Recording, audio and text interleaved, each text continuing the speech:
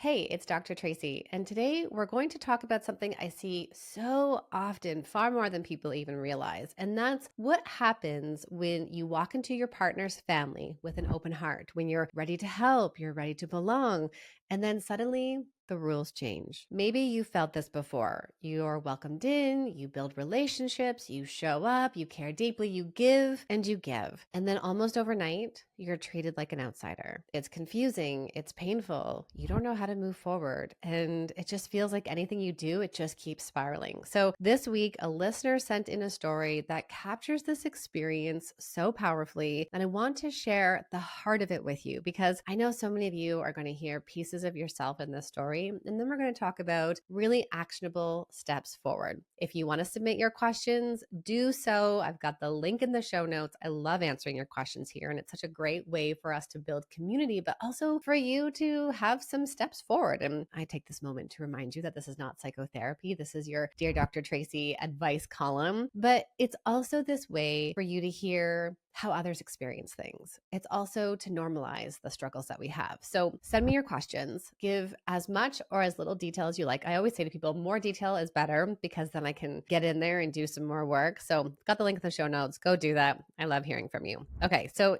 the listener story is this. She became deeply involved with her husband's family. She was caring for a sick grandmother. She was supporting her sister-in-law who has special needs. She was loving her nieces and nephews. She joined in on the traditions. They were even vacationing together. She truly became woven into the fabric of their family.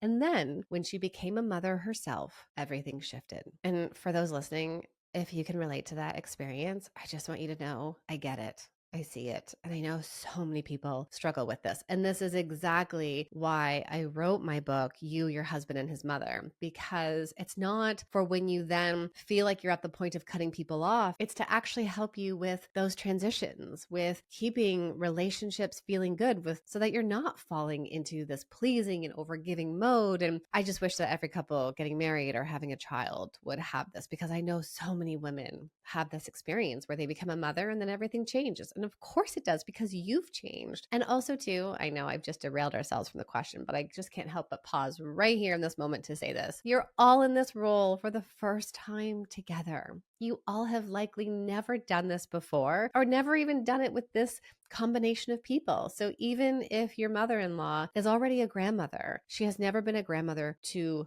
your child. Or if this is the second child in the family, you've never had her be a grandmother to the two kids. And so when we start thinking about how you're all showing up to these roles with this sense of newness, it really does bring a sense of compassion. And you need real tools and strategies in terms of how you can then move forward. So let's go forward further in. So here's what ended up happening. A sister-in-law then. So one of the sister-in-laws began seeing her as competition. So seeing the listener, the OP.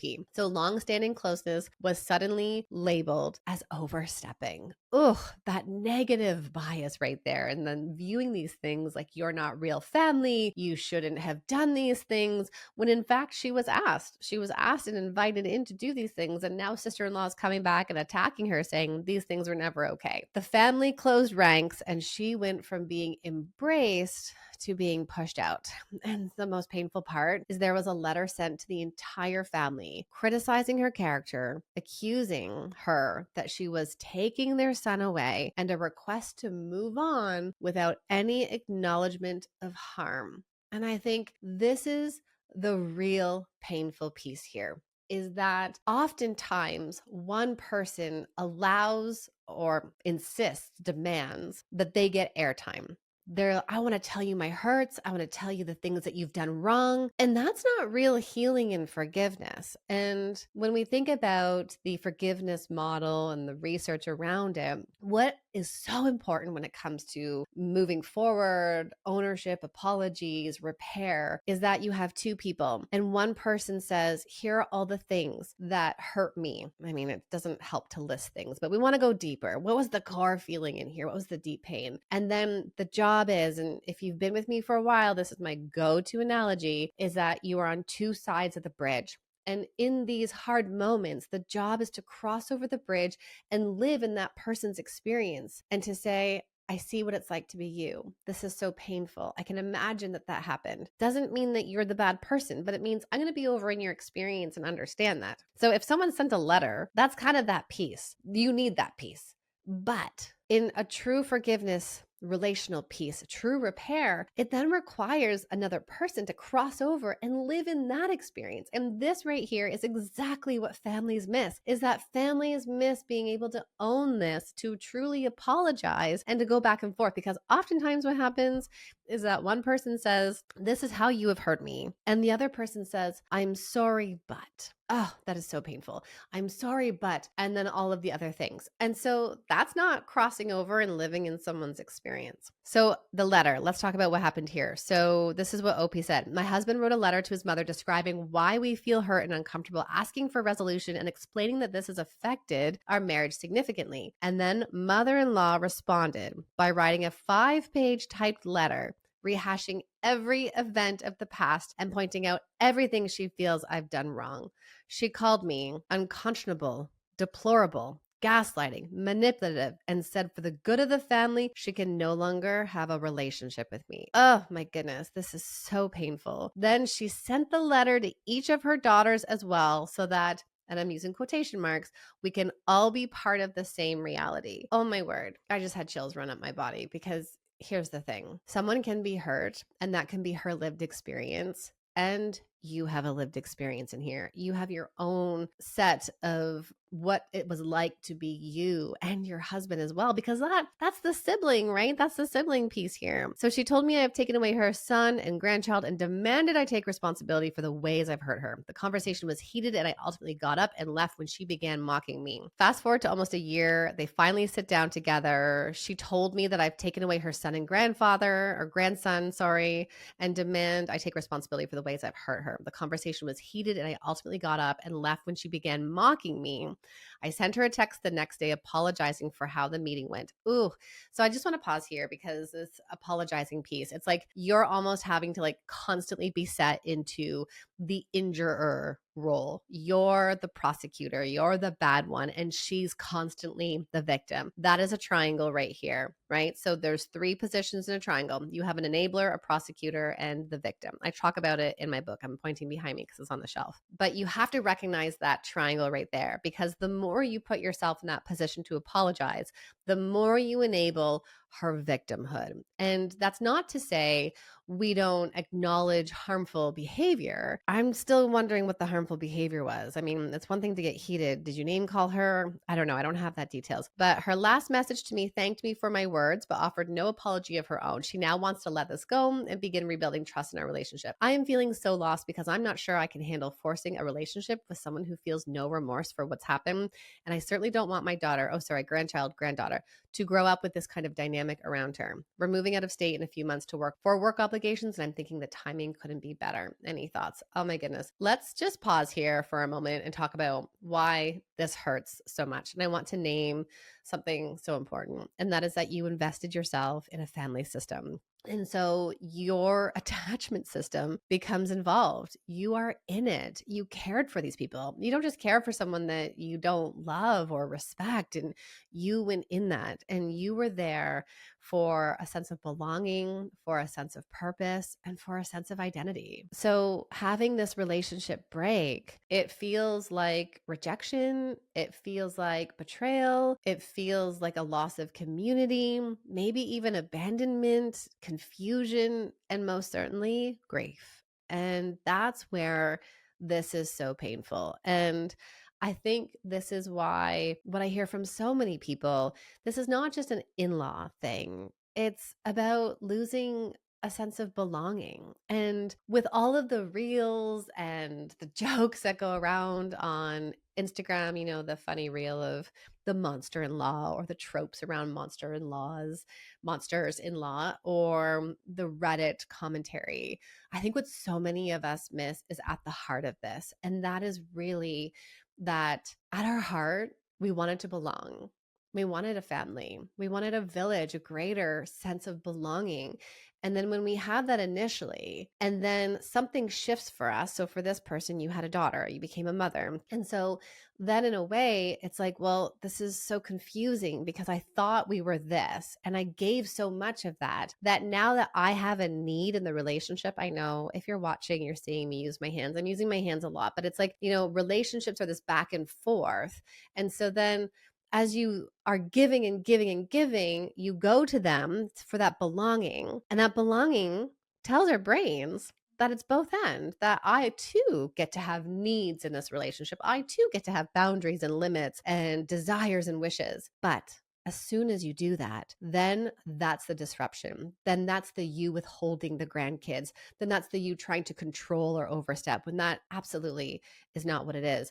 And it makes me think then, in this family, it worked when you were silent. It worked when they could control you. It sounds awful to say it that way, because I truly believe that most family members don't go in and say, I'm going to control my daughter-in-law, or I'm going to control my brother's wife. Most families don't have that conscious system. It's an unconscious drive of how we create safety and security. All of this comes back to safety and security and belonging. And so in that family system, that sense of belonging and safety is really about you losing yourself underneath them. So let's talk first about, can you move forward without an apology? And this was something that so many people ask, and I'm going to direct you also to my recent From the Couch episode around, do I wait out for that apology? Because I think something for us to remember is that you can actually move forward when the other person doesn't apologize, because healing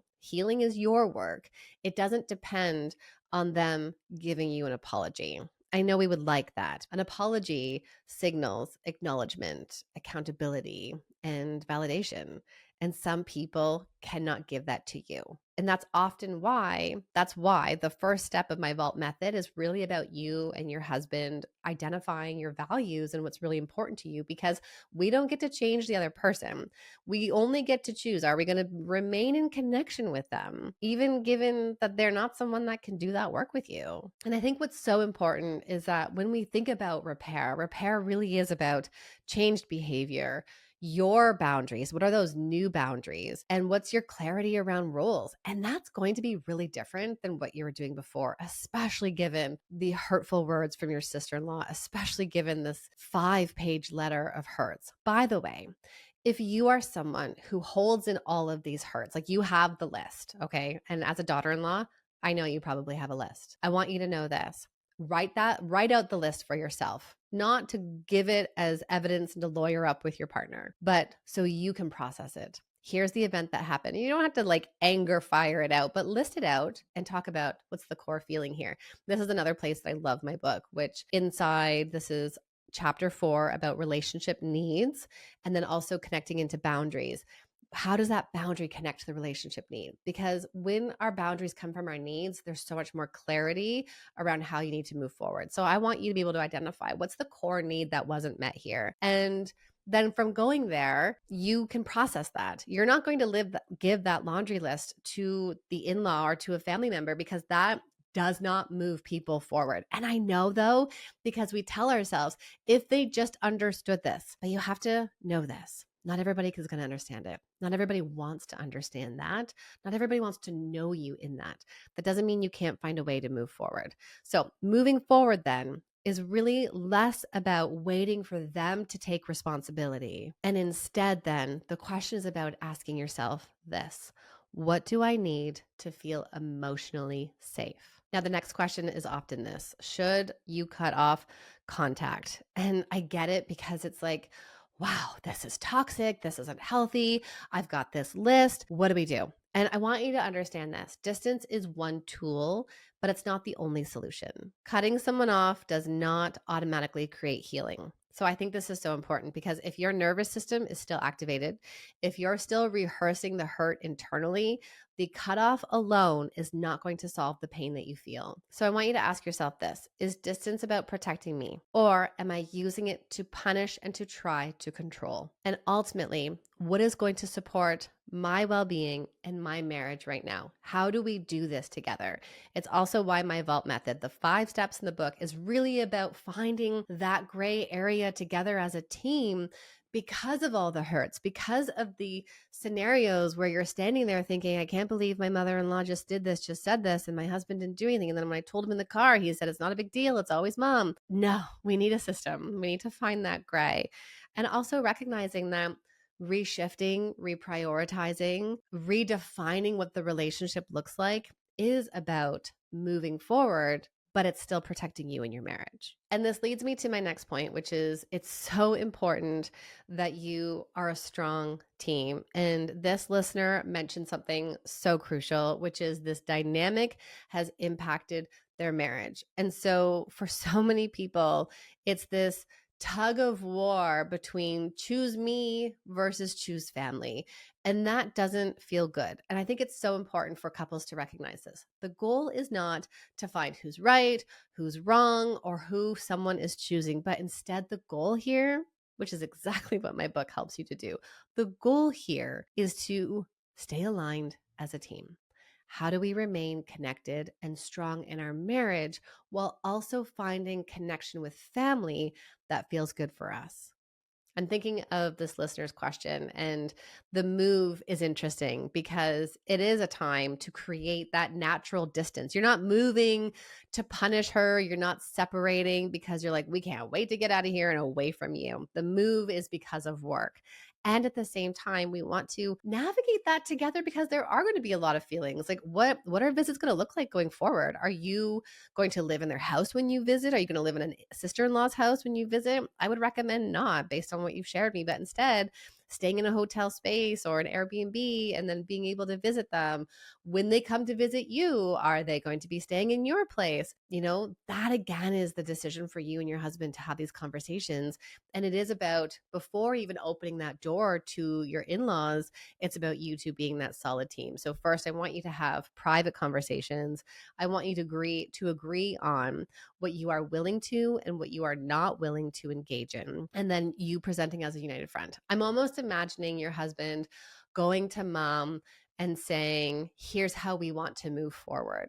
And that he has that solid statement together based on what you two have decided. And this is the other piece too, is can you really go to mom, to your mother-in-law and say, we can't move forward until you acknowledge all these things? My sense is that she would never be able to do it. And she'd probably come back to you with 10 other pages of hurts that you've done, which isn't productive. And that really is the work that you two then are going to do as a couple. Because I also want to acknowledge that your husband's in grief here too. He's grieving what he hoped the relationships would look like with his sisters, with extended family, with his own mom. And that's really tricky to navigate on your own, but also as a couple. So sometimes it's helpful for men to go and do their own therapy work to do this grief around family. But I also think it's really important to find the couples coach, find the couples therapist that's trained in this family stuff. I really want to emphasize that so that it's not making it worse between the two of you. Okay, remember this, protecting your bond. So I want you to remember this. Protecting your couple bond is so important. You are creating your own new family system so that you can break out of that old family system. I want to touch on this briefly because I do talk about it in the book. And this is about, why do families turn on a daughter-in-law? And I think this is so painful. We've already touched on it in terms of this piece around this need for control, but all families have a system in place. And for some of those families, those are unhealthy mechanisms like control or denial, or there's this hierarchy or this competition for closeness. And it really makes it challenging because when there is enmeshment, when there's unresolved trauma, and it might not even be at the level of your husband, but even in previous generations that's been passed on, we know that impacts people. When there is this stuff in a family, it means that you being this outsider can pose as a threat. But I say this to all daughters-in-law. This system, although they can't see it this way because they're blaming you for the problem, this system was in place long before you joined the family. You are this disruptor. You're reflecting back how things are going to be different. And that's very threatening for them. That does not make what you desired, what you did, and what you tried to facilitate as a connected family was wrong. Not at all. So I want to say this really clearly. This is about a family system that was trying to hold their glue together, and they're repeating all of those things, but it's not about you doing something wrong. Okay, let's talk about moving forward because this is really about building trust. And I think this is so difficult because now that your mother in law has had this chance to write her 5 pages of grievances, to sit in front of you and tear you down a peg, now it's like, okay, let's let go and rebuild. And I think we need to understand, what does rebuilding actually look like and what's possible. And for some people, there could be this mutual accountability. So I mentioned it earlier already, this idea that both parties can live in each other's experiences for a moment and work through that. If you can't, you have to decide how important it is to do that. Do you want to go into family therapy to facilitate that, or can you then move forward? Because some people will never acknowledge their impact on you, and that's really painful. And then also too, it's when there's kind of this like repeated hurtful stuff to you, it's like, well, how do we move forward without that continuing to happen? So I think it's important then for you to ask yourself, how do I want to engage in this in a way that protects my emotional safety? And that might mean, I used this analogy with a client recently, we talked about pruning, like prune your bushes. Instead of all of these branches reaching out to your family, prune them back. Maybe you're not sharing the struggle you're having at work. Maybe you don't go over and talk about your own mom and dad and how things are going in your family. Maybe you're not opening up emotionally to create that previous family system or things that can be used against you later on.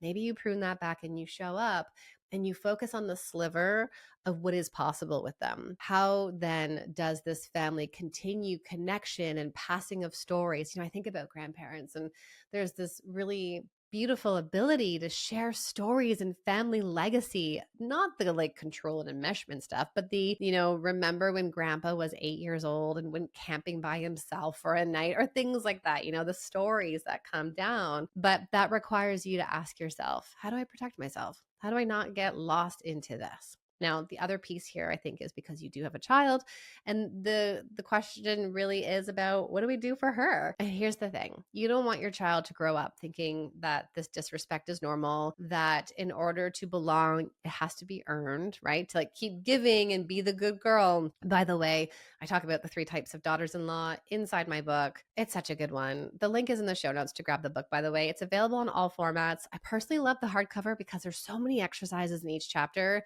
that are going to help you make real steps forward. But the good girl daughter-in-law is one of the styles that so many women fall into. And of course, because you want to be liked. And so women end up performing, pleasing, and perfecting. And that's so tricky because then you become a mother and then you're no longer going to do those things. But here you are. Okay, so what does protection look like? In the book, in step 5 of the vault method, I talk all about taking action, my 3 A's: anticipate, act, and adjust. Adjusting is really important because that's you and your partner coming back to be a same team, talk about what you've done well together and how you want to move forward. But part of this process is when you acknowledge that they can't change, your in-laws, then the process is about, how do I support my kids? What are the questions I want to ask them? I'm going to ask them, how did it feel when grandma said that thing? And then challenging those thoughts that are not really aligned with the values in your family. You might also model what those boundaries look like. So if something hurtful and disrespectful is said, you can say, that doesn't feel good. Please don't comment on my body, as an example. You might model boundaries in the sense of, instead of getting engaged in the heated conversation of politics at the holiday table, you get up calmly and you go out for a walk. You take the kids and go out for a walk and say, we don't engage in this kind of conversation. And then you go for a walk. So you are really modeling to your kids. And remember this, you are the parent. You have the most weight in helping your child build security and their beliefs about the world. Because after being with grandma or grandpa or the in-law, they're going to come home. And then if they feel safe with you, they'll say, well, I heard grandma say this. And you can say, well, what did you think about that? And here's how we think about those kinds of things. And that right there, that is so important. Instead of, I know what parents tend to do today, because I get it, right? It comes from fear of uncertainty, anxiety. We want to control everybody else. And so we say to people, don't talk about this at the table, or don't bring this up with our kids, instead of focusing on what you can control, which is helping your kid build resilience. Okay, so What does moving forward look like? I want you to consider these 3 things. 1, align with your partner. That is the most important thing. Create a shared plan before going forward with family. What does that look like? How do you want to show up? What's on the table and what's off the table? 2, define what moving forward actually looks like. That for you is emotional safety first. And I can't tell you what that is, but I want you to know that not everybody goes to this place of cutoff and estrangement. Maybe, I've talked about this with many of my other colleagues around families and what's healthy is that sometimes in families, it is healthy to take a bit of space and distance. It's not estrangement. It's not cutting off. It's just saying things are really intense right now. We're going to take a bit of space. We're going to do some work on our own, and then we look forward to coming back together.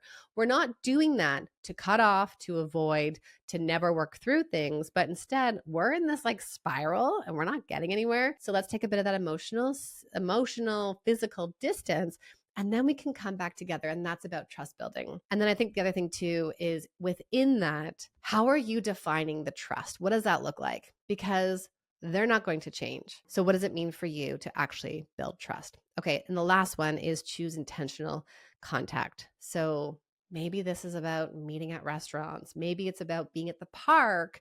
And so that it's a limited visit. You're there, you bring snacks. It becomes the routine visit at the park. Grandparent can be involved that way. There are all kinds of different ways to define family connection. And it is about finding what works for you and your husband and your family. And then I think too, kind of what we've already shared in here is there is a lot of grief work in here. You gave so much to this family and your world has been turned upside down. And I can only imagine how that feels. And so you are grieving that loss of connection, that loss of a secure family that you thought you had. You didn't do anything wrong. This is a family system that you've walked into, and they were trying to maintain that system. And it is so incredibly painful. This is aside, but someone commented on a reel and I could tell it was a pain point for them because of another comment. And they had said something like, well, daughters-in-law need to own the disrespectful things they say. My response back to this person with compassion was, it was a she, had said, I'm not a mother-in-law, but I've heard stories of how daughters-in-law do these really hurtful things. And my comment back was with respect and compassion. I get the sense that there might be some pain for you in this. And also to recognizing that if you don't have the daughter-in-law's story, then it's not for you to have a judgment about what's happened, because here's what I always know. There are always 2 sides of the story, and both people are allowed to hurt and be in pain, but we don't come into these dynamics, into families, and blame and scapegoat people. Okay, if you haven't yet, go and check out my book, You, Your Husband, and His Mother. And I love the tagline because it really is the key piece. It's create a healthy relationship with your mother-in-law and your spouse in 5 simple steps. I've got the link for you right in the show notes for you to go check out. But also too, if you're finding yourself stuck in those stories and it's like showing up between you and your marriage, I strongly recommend downloading one of my free guides. And this is challenging the stories you get stuck in. I have 10 questions in there for you so that if you find yourself ruminating or you're in the future or you're in the past, you've got that there. I'll put that one in the show notes for you as well. And I just want you to remember this, that you do not have to force a relationship that harms you. You do not have to earn your place. And you're allowed to protect your peace and your family. And that is the only place where you have choice and control. All right. Thank you for being here. If anything resonates from you from today, share this with a loved one. Be sure to check out my resources in the show notes. And thank you for clicking play. And I'm going to remind you, you are right where you need to be. You are doing this work. I see you, and I know it is so hard. I have to remind you at the end of every episode that this information is for educational purposes only and does not substitute for the care from a licensed mental health care provider. Until next time, take care of you.